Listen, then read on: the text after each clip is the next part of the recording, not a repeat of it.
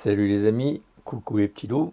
Cet éditorial numéro 2 est consacré à faites-vous confiance à Facebook ou est-ce que Facebook est dangereux pour votre santé? Selon le propre aveu de Zuckerberg, le réseau social ne se considère pas comme un média. Il se veut un simple relais. Alors au passage, je suis pas contre, hein, mais on verra plus tard. Il souligne que le contenu de la presse ne représente que 4% du trafic numérique. Ouais, que 4% par rapport au trafic de Facebook, mais c'est largement plus pour le reste des médias, notamment la presse écrite. Or, la presse écrite est plus ou moins mise à mal en ce moment avec Internet.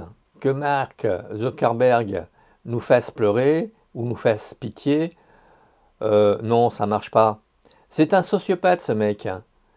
Déjà, quand il était à l'université, il avait fait un calendrier, je crois, avec toutes les références des filles, etc. Regardez dans la vie de Zuckerberg, c'est pas génial. On peut se dire, ouais, c'est un génie, oui, mais bon, c'est pas forcément un génie qui met son génie au service du bien.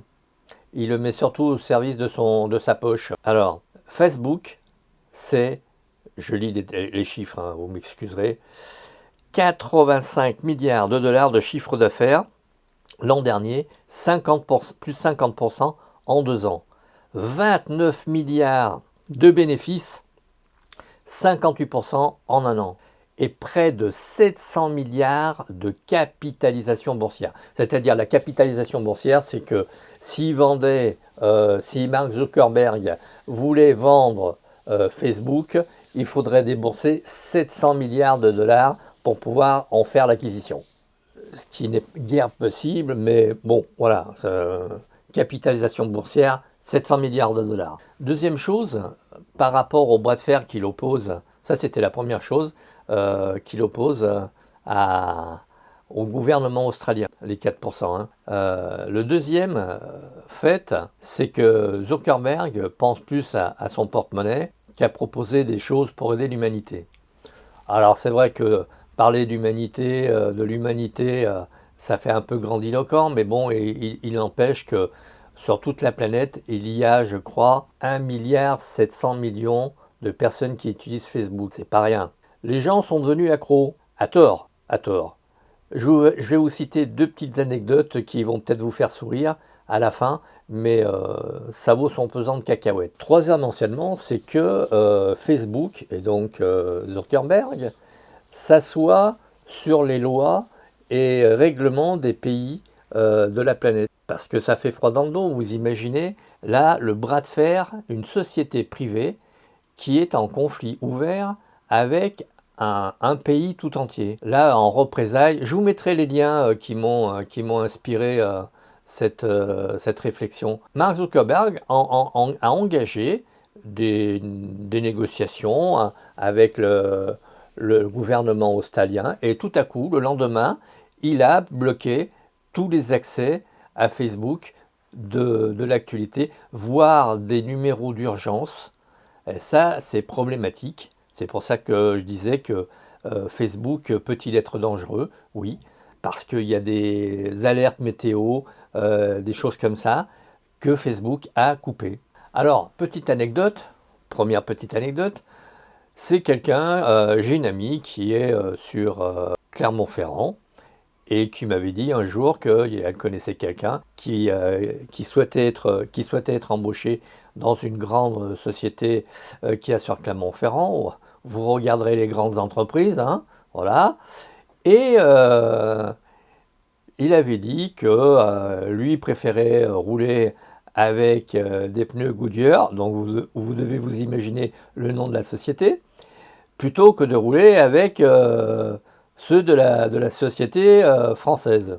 Bon, il postule pour un poste dans cette entreprise, dans l'entreprise française de pneumatique. Là, le DRH, je regarde Facebook et s'aperçoit sur le profil du jeune homme que le jeune homme avait déblatéré sur l'entreprise en question. Bien évidemment, le DRH se garda bien de lui dire ce qu'il y avait vu, mais il avait dit merci de votre proposition, on vous écrira. Le gars attend toujours, hein. Deuxième chose, c'est toujours pareil dans l'entreprise, il y a une personne qui s'était fait porter pâle.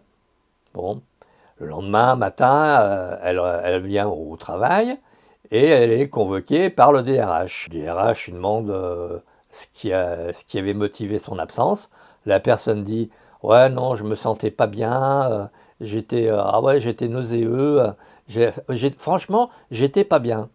Le DRH regarde Facebook et voit des photos de la sortie de la veille où la personne faisait la teuf, mise à pied pendant 15 jours sans salaire. Voilà. Alors Facebook, c'est bien. Alors faites attention, ne mettez pas n'importe quoi sur Facebook. Par exemple, on va dire entre guillemets les petits jeunes, évitez de vous mettre à poil parce que après, pour postuler sur des postes, ça risque d'être problématique. Oui, mais vous comprenez, on m'avait poussé. Oui, mais bon, vous êtes à poil. Et nous, ce qu'on veut, notre société, c'est on ne représente pas la nudité dans notre travail, on représente le sérieux. Vous voyez ce que je veux dire? Et puis, par exemple, autre problème, si Facebook est capable de faire un bras de fer avec l'Australie, imaginez que vous soyez en bisbille avec Facebook, parce que vous souhaitez faire retirer des photos, faire retirer des commentaires que vous aviez mis à une certaine époque, où vous étiez un peu foufou. Eh ben, je vous souhaite bien du plaisir. Voilà les amis, je ne dirai pas plus de choses à charge sur Facebook. Alors c'est vrai que Facebook c'est sympa, hein, ça met les gens en lien avec d'autres gens.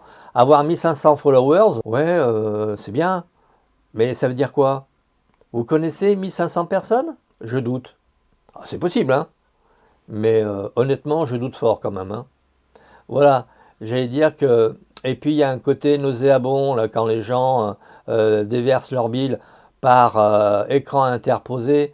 Effectivement, derrière leur écran, ils sont anonymes, ils pensent qu'on ne peut pas les retrouver et c'est pas très sain. Par exemple, quelqu'un qui en face de vous dira: oh tiens, t'as une jolie chemise par derrière sur internet, vous dira: ouais, putain, quel sale con ce mec. Vous voyez, c'est pas très sain quand même, quelque part.